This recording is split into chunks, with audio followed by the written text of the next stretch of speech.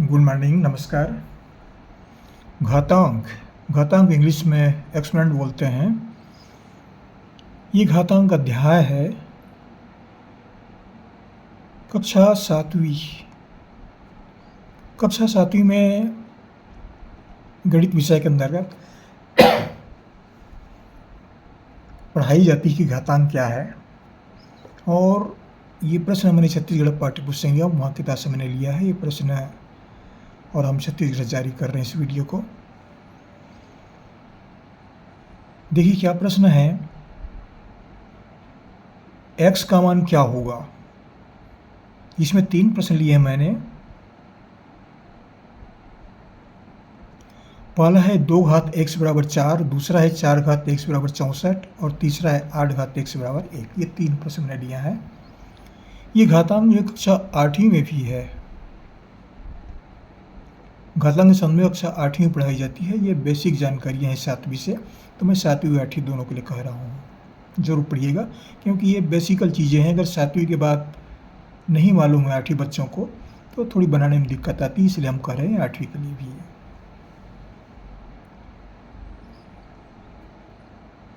प्रश्न क्या है, x का मान क्या होगा।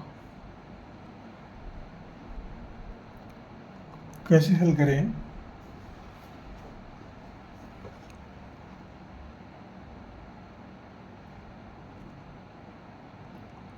x का मान क्या होगा।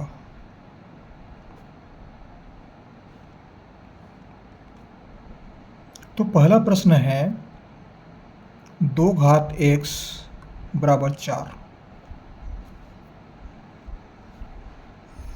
बाएं पक्ष में है 2 घात x और दाएं पक्ष में है 4। 2 को आधार बोलते हैं, x को घातांक या घात। तो यहाँ पर 4 का घात 1 पढ़ेंगे तो दोनों का आधार पहले समान करते हैं हम। दोनों का आधार समान करने पर 2 घात x बराबर लिखेंगे 4 को 2 गुणित 2, 2 दूनी 4। अब यहाँ पर 2 घात x है तो 2 का गुणा 2 बार है तो 2 को हम 2 घात 2 लिखेंगे। 2 घात 2 मतलब 2 दूनी 4। अब देखिए 2 का आधार है, x घातांक है, ये 2 आधार है, ये घातांक है। दोनों का आधार समान है।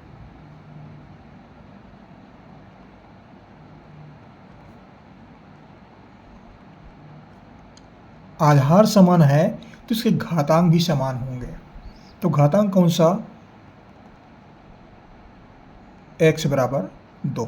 ये x का मान जो है इस 2 के बराबर होगा। तो ये इस प्रश्न का उत्तर है। छोटा सा प्रश्न है ये, आधार घातांक से संबंधित। कक्षा 7 विद्यार्थियों के लिए जरूर पढ़िएगा, बहुत छोटा सवाल है। अब दूसरे प्रश्न पर आते हैं।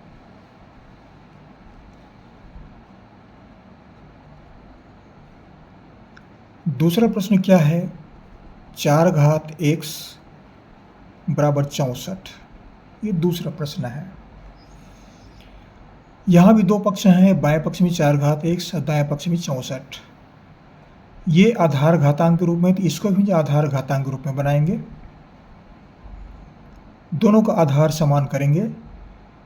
4 घात x बराबर 4 गुणित 4 गुणित 4, 4 चौक 16, 16 चौक 64। चाहे तो 2 के रूप में तोड़ सकते हैं, लेकिन 2 की आवश्यकता नहीं क्योंकि यहाँ पर आधार 4 है, तो हम 4 के रूप में ले रहे हैं। तो 4 का घात x बराबर हुआ 4 का गुणा 3 बार है, तो इसको हम लिखेंगे 4 घात 3। अब दोनों का आधार समान है, दोनों पक्ष में आधार समान है। आधार समान है तो इसके घातांक भी समान होंगे। 4 का घात 1, 4 को आधार है, ये घातांक है, ये 4 आधार है, 3 घातांक है। तो x और 3 ये दोनों बराबर हो जाएंगे। x बराबर 3।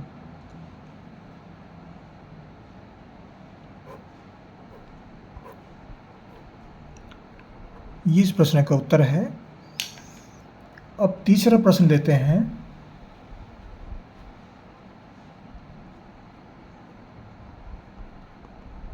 तीसरा प्रश्न क्या है? 8 घात x बराबर 1। अब यहाँ पर देखिए क्या करेंगे, 8 का घात x है और 1 का घात अगर 8 करते हैं तो भी इसका मान 1 ही होता है, लेकिन इस 1 को हमें 8 के रूप में बनाना है।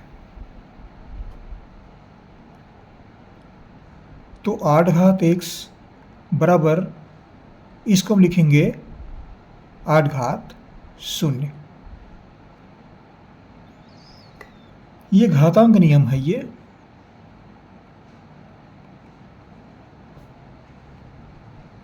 घातांक नियम क्या है? x घात 0 बराबर 1।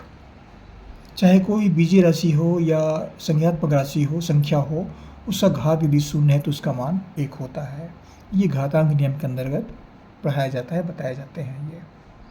तो इसको भी हमने क्या लिखा? 8 घात 0। तो 8 घात 0 है तो 8 का घात 0 है तो इसका मान भी 1 के बराबर है। अब दोनों का आधार समान हो गया,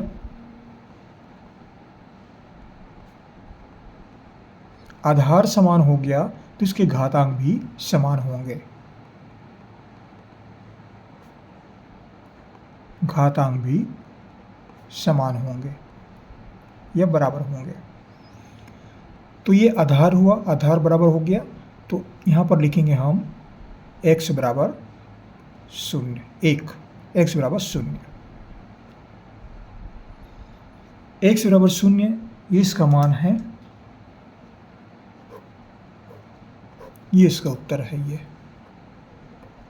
तो ये घातांक नियम से संबंधित प्रश्न है जो कक्षा 7 विद्यार्थियों के लिए था और कक्षा 8वीं के लिए भी कह रहे हैं हम, क्योंकि इस तरह के प्रश्न प्राय परीक्षा में आते रहते हैं, पूछते रहते हैं। बहुत छोटे छोटे प्रश्न हैं। आशा करता हूँ ये वीडियो आपका अच्छा लगेगा। जहाँ से पढ़ें जरूर कमेंट कीजिए, कहाँ बताया करें आप लोग कि हम यहाँ से पढ़ रहे हैं, हमें भी अच्छा लगता है। और हमारे चैनल को सब्सक्राइब अवश्य कर दीजिएगा, एक ही बार करना पड़ता है।